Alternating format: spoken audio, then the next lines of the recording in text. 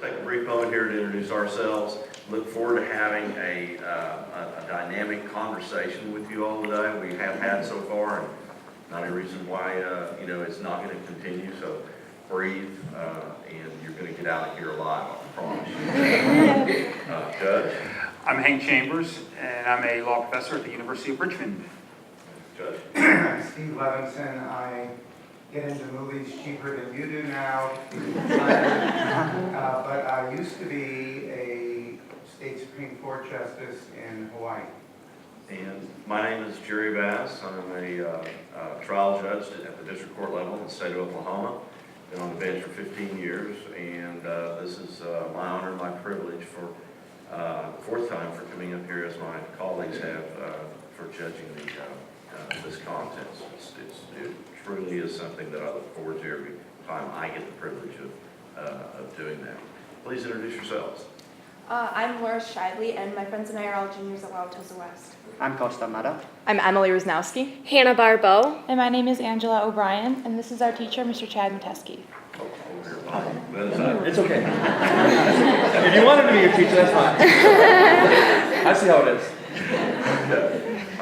This is obviously Unit 5, and we looked over the question, and we didn't like the question, so we came up with our own stuff. That's all right. How about question number 3? We need procedures that translate the values of the Fourth Amendment with its warrant requirement into a new technological context. Do you agree or disagree with this claim by a legal scholar, and why? What values are inherent in the Fourth Amendment, and why are they important?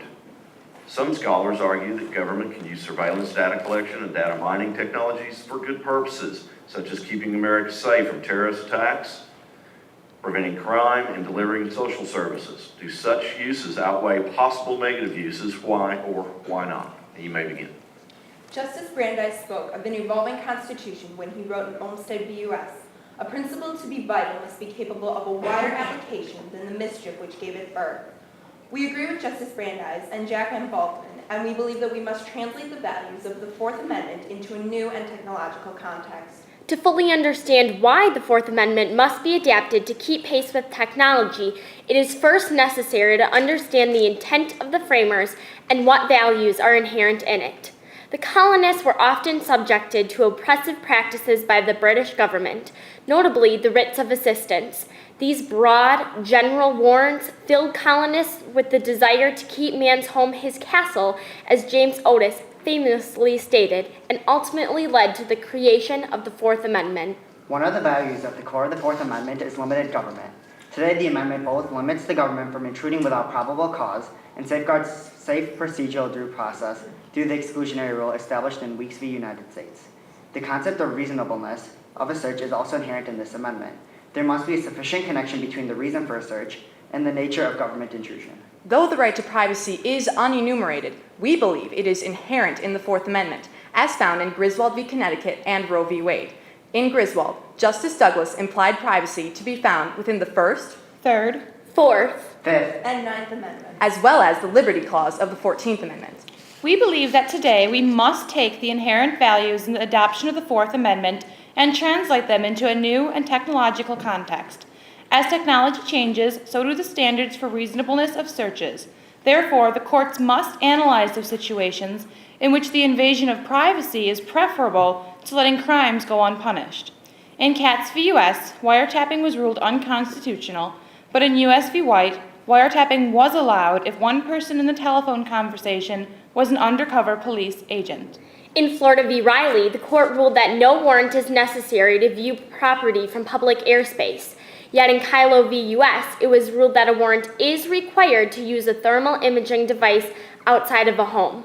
Ultimately, the court must continue to rule on cases dealing with the Fourth Amendment and technology to answer the concerns of protecting privacy, while also allowing law enforcement to make use of valuable technologies to do their jobs. We believe that using data collection to keep Americans safe from terrorist attacks, prevent crime, and deliver social services can outweigh possible government abuses. In his essay, The Constitution in a National Surveillance State, Jack M. Balkin recognizes that the Fourth Amendment places few limits on data mining and does not require the government to discard any stored information. We feel that such freedom on the part of the government can result in a more secure nation. An example is provided by the extensive allowance of data mining in the Patriot Act.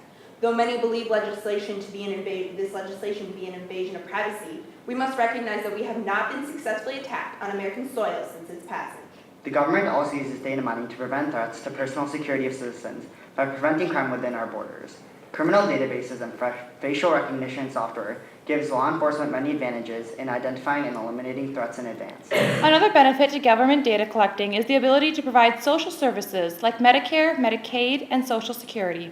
While we believe that the majority of these technologies can be used for good, we do recognize that we must be wary of becoming an Orwellian society that has given up everything in the name of security. There is a delicate balance between the protection of the common good and limiting the government power by protecting civil liberties. We must protect ourselves, but we should continue to abide by the intent of the framers and limit the government. For in the words of Justice Potter Stewart, the Fourth Amendment and the personal rights it secures have a long history. At the very core stands the right of a man to retreat into his own home and there be free from unreasonable government intrusion. This concludes our statement, and we are now ready for your questions.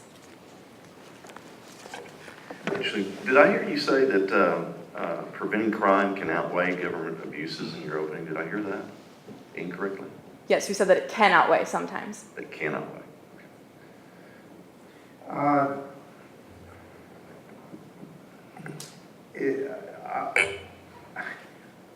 Are any of you advocating an alteration of the prohibition against general warrants?